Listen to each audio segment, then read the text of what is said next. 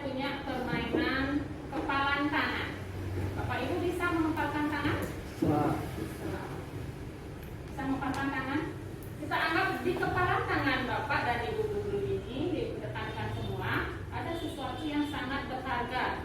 Jadi sesuatu ini akan mempengaruhi kelangsungan Bapak dan Ibu rekan semuanya.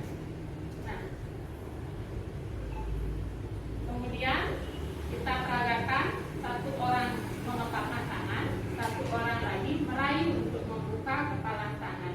Bisa dibantu ya satu orang, satu pasang ya, Dedi bisa bantu ya. Ya, silakan maju ke depan. Siapa? Bu Rosa, boleh. Enggak, Bu Wayan ya, Bu Wayan. Boleh ya, Bu Wayan. Bu Wayan berperan sebagai orang yang mengepalkan tangan saja. Silakan. Ya, Bu Wayan berperan sebagai orang yang mengepalkan tangan. Jadi satu aja mengepalkan tangannya. Jadi ini sesuatu yang sangat berharga loh bagi Bu Wayan, ya. Berharga bagi kelangsungan hidup Bu Wayan. Jadi di sini perannya adalah sebagai perayu. Ya, rayu Bu Wayan, ya. Bagaimana agar dia mau menyerahkan apa yang ada di kepalan tangannya kepada Dedi. Silakan. Coba bisa dirayu Bu Wayan ya.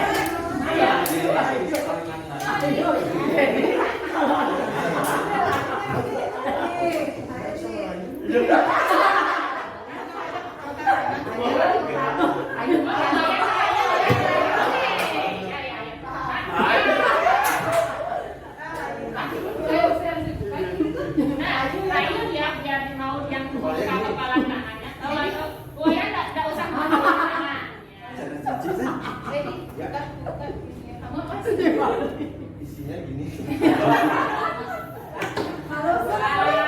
Jadi kenapa? Saya bertanya sekarang, kenapa Dedi mau membuka kepalan tangannya? Karena dirayu. Terus kalau dirayu berarti Dedi mau menyerahkan sesuatu yang sangat berharga kepada Bu Wayan. Mau. Anggaplah yang dikepalkan itu adalah nyawanya Dedi. Apakah Dedi mau menyerahkannya? Nah, jadi ya, silakan duduk.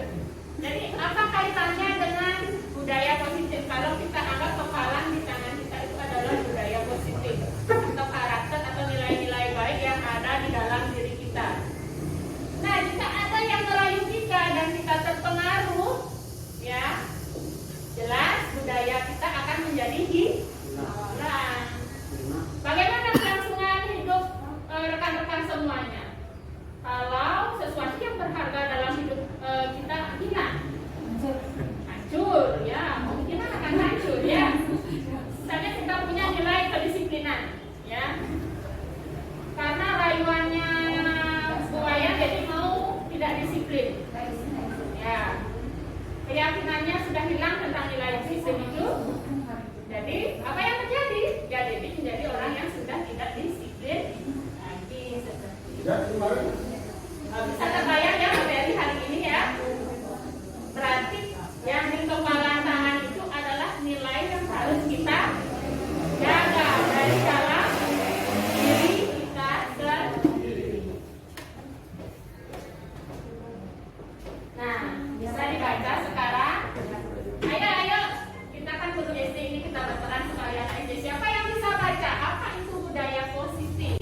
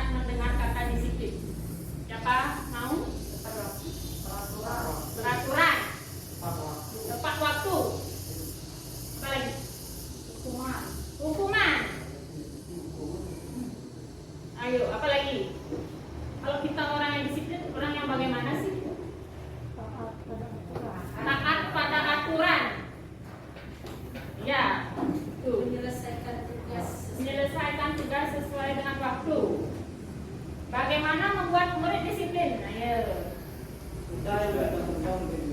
Mencontohkan. Tauladan. Membuat aturan. Membuat aturan. Nah, siapakah yang bisa mendisiplinkan murid? Guru, kepala sekolah, orang tua, atau murid? Guru. Dirinya sendiri.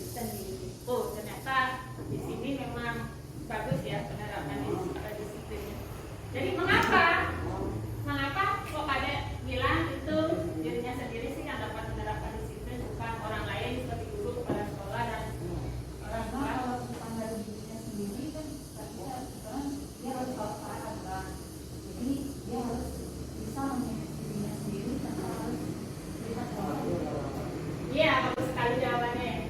Jadi kalau datang dari dirinya sendiri, walaupun tidak ada aturan, dia akan tetap menjadi anak yang disiplin. Nah, ini ilusi tentang disiplin yang kita miliki. Disiplin tidak sama dengan tata tertib, teratur, dan kepatuhan. Pelanggaran tidak harus dihukum, ya. Syarat utama murid yang merdeka adalah disiplin yang kuat dari dalam dirinya.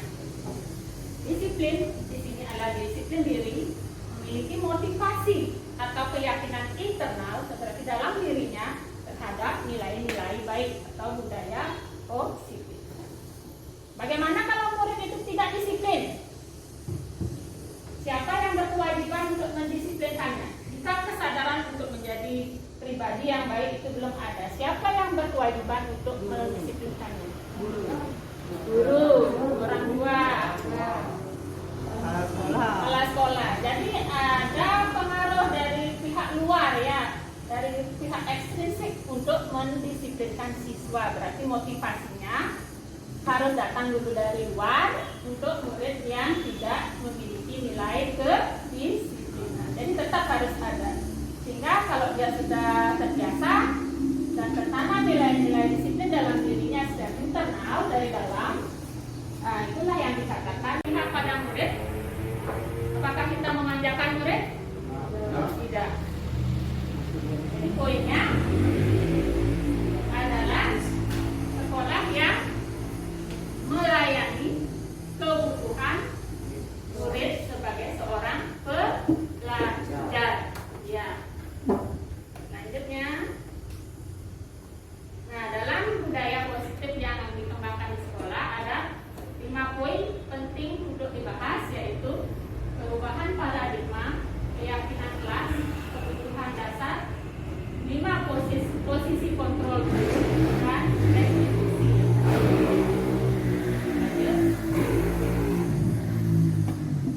Nah, silakan dibaca satu persatu ya dari Dena.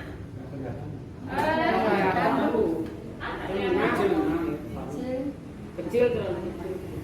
Oke, jadi yang pertama itu stimulus respon lawan teori kontrol, pandangan tentang dunia, perubahan pandangan tentang dunia.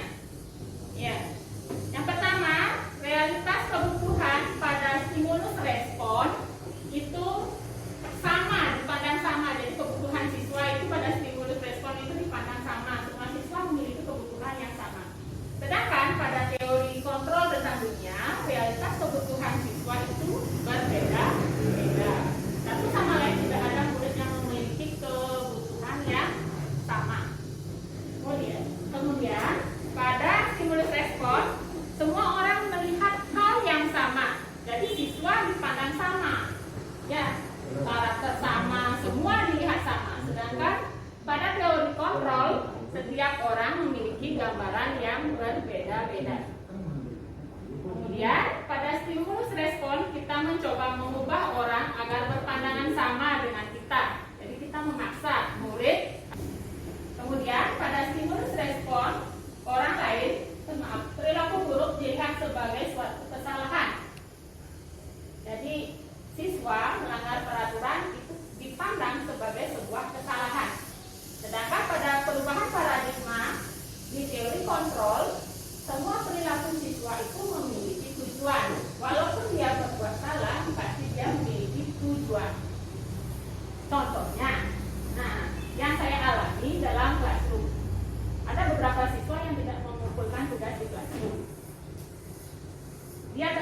membuat kesalahan. Tapi kesalahan itu bisa disebabkan oleh banyak faktor dan dia mempunyai tujuan untuk tidak mengumpulkannya. Misalnya yang saya alami, mungkin dia bosan dengan cara yang saya pakai, jadi kita sebagai guru berusaha merubah hal itu dan murid mau mengumpul tugas yang ada di kelas ini. Lebih tertarik jadinya. Kemudian orang lain bisa mengontrol saya pada teori stimulus respon. Sedangkan pada teori kontrol hanya Anda yang bisa mengontrol diri Anda sendiri. Nah, jadi pada teori kontrol hanya siswa sebenarnya yang dapat mengontrol perilakunya. Tentu saja saat kita mengontrol siswa, tentu saja dia mau. Tapi dalam jangka waktu pendek, siswa itu ada pihak yang dimenangkan dan ada pihak yang dikalahkan. Misalnya kita menghukum murid yang datang terlambat, tentu pihak yang dimenangkan di sini adalah gurunya dan pihak yang dikalahkan adalah siswanya atau muridnya. Sedangkan pada teori kontrol, model berpikir menang-menang. Bagaimana memposisikan siswa walaupun dalam keadaan salah, posisinya menang-menang, jadi tidak membuat trauma siswa itu. Misalnya saat anak berbuat terlambat datang sekolah, guru menanyakan alasannya dan kita menanyakan apa yang bisa dilakukan oleh siswa itu untuk memperbaiki kesalahannya yang dilakukan saat itu. Demikian. Jadi tidak ada hukuman di situ.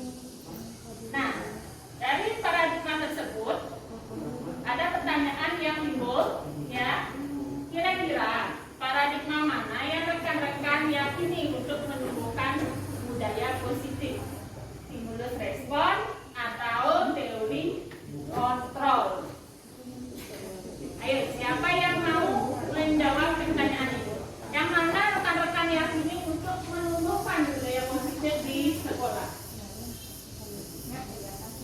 Teori stimulus respon, ya, yang ada hukuman, ada menang kalah, atau teori kontrol? Mana? Teori kontrol. Ya. Jadi kita mencoba menerapkan teori kontrol tentang dunia di